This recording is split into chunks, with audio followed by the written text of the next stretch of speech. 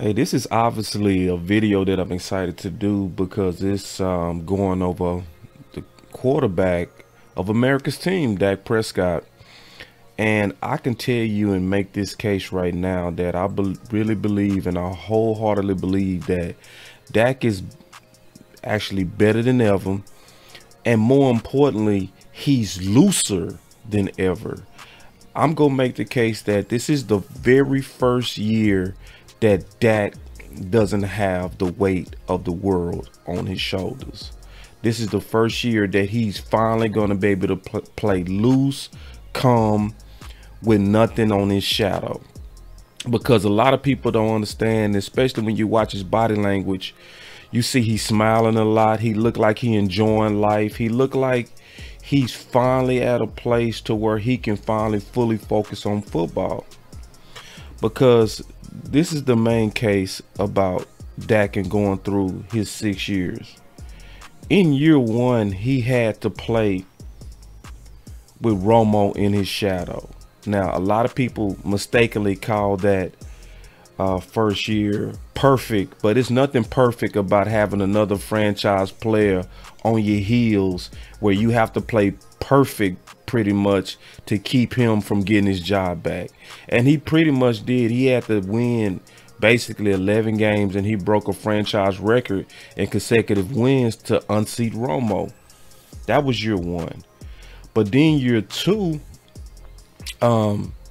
he was actually outperforming Wentz. Like, a lot of people don't know that was Wentz MVP season, but Dak was outperforming Wentz in that MVP season. Wentz in 2017, this is an article that I wrote 3 years ago, and a lot of people really don't know this, but let me make it bigger. But Wentz had 19 touchdowns in the first 8 games, a pass rating of 101, interceptions he had 5, and he had 2,063 yards. Dak has 16 throwing touchdowns, 4 rushing touchdowns, so same amount of touchdowns in total, a better passing rating with less interceptions. The only thing that he wasn't better in was yards. Okay, but then obviously something happened in year two, his 2017 season. He lost Tyron Smith. And remember, that was the exact same game that they suspended Zeke. So he lost Tyron Smith and Zeke all at the same time. And in that game against Atlanta, he was sacked 8 times. And it went down here from there. That was his worst season in terms of his passing rating. Year three, when you look at Dak, that's when they assigned to him receiver by committee. And it wasn't fair because then they finally gave him Amari Cooper, and they gave him Amari Cooper mid-season with no off-season and said, we're going to determine if you are a franchise quarterback even though you had no off-season with your new number one. You have to have instant chemistry. And yet he did it.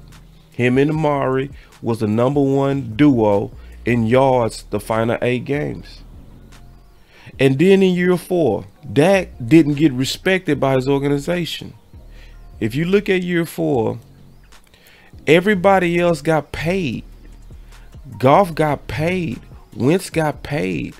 But the Dallas Cowboys said, even though you made the playoffs in 2018, even though you beat Russell Wilson, we still want you to play out your whole 4 years.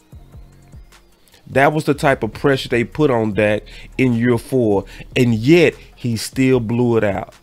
That was probably one of his best years where he had 4,902 yards, 30 TDs, only 11 interceptions. He blew it out.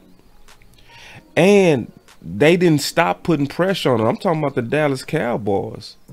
They tagged him. They tagged Dak. And in year 5, even playing on a tag after killing year 4, he got even better. Dak was pretty much in the first 3 weeks first in every major category. First in every major category. You know, and that was the year that he obviously suffered that ankle injury. But look at this. This said crazy but true. This is by CBS. Despite missing the last 4 games, Dak Prescott still has more passing yards than each of, and they show the quarterbacks in comparisons. In 5 games, Dak had more yards than Kirk, Baker, Lamar, and Cam. In 5, compared to their 8. And Dak also in that period was always top 4, mostly top 2 in deep ball accuracy. So then it gets into, and we know what happened. Dak was on a record pace and end up, you know, having that crazy injury. But then year 6, right, which was last year, like a lot of people heavy on Dak head for year 6. But see, in year 6, he had the pressure, because I'm making the point that this is the first year he don't have a whole bunch of pressure. And he can be loose and have fun and just play football. In year 6, people forgot Dak didn't have an off season.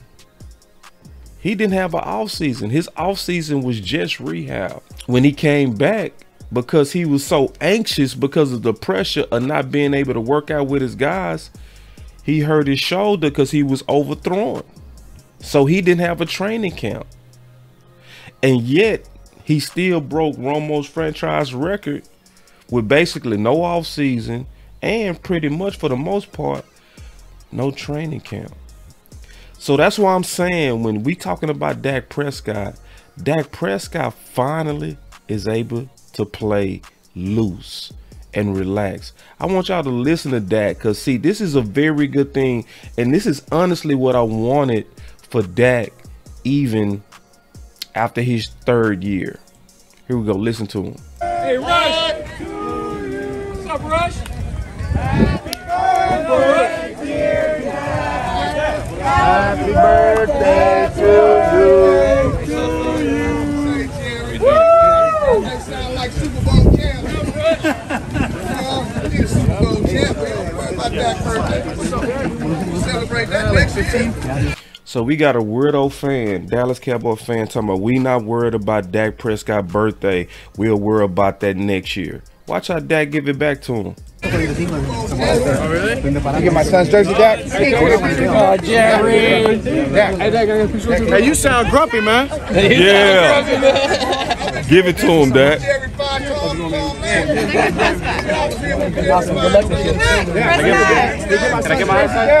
See, that weirdo fan was trying to take shots at whoever he could, so he hugging Jerry. He's like, I was here when Jerry fired Tom Landry. Go ahead and just say you built a big dog. Be grateful. Be grateful. Dak told that boy, be grateful. Be grateful I'm your quarterback, boy. We out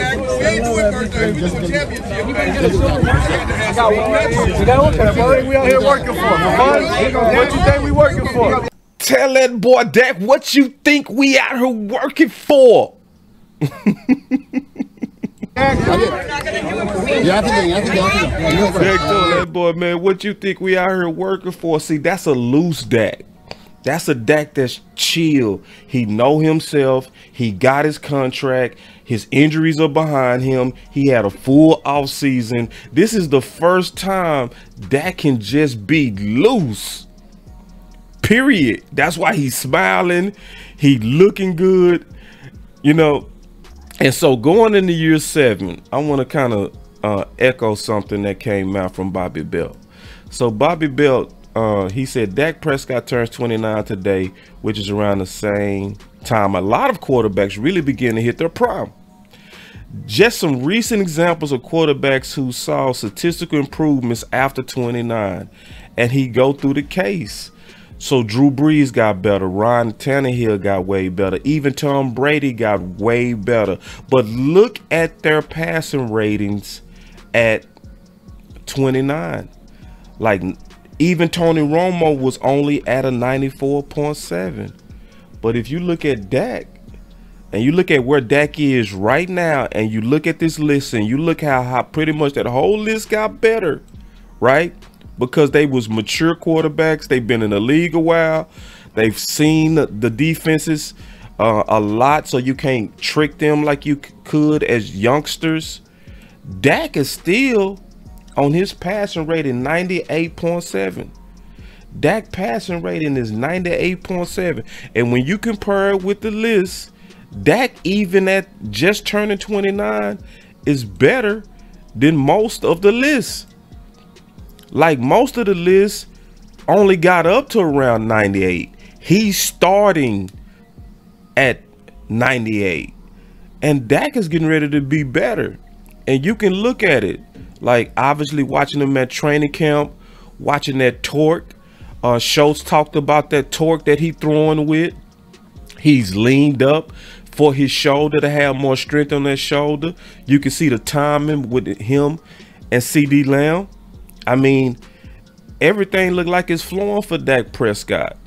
And he's looking good when you watch him. There's no gimp at all.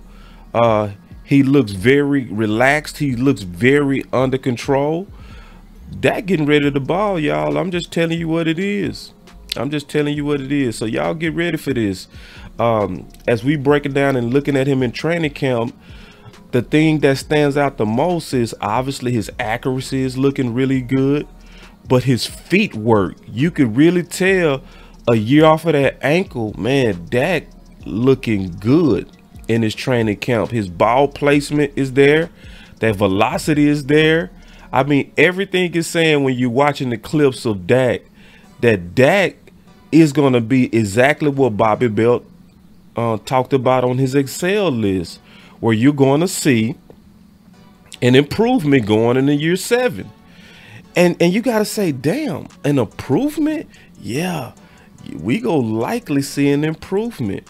And you talking about, boss, really an improvement?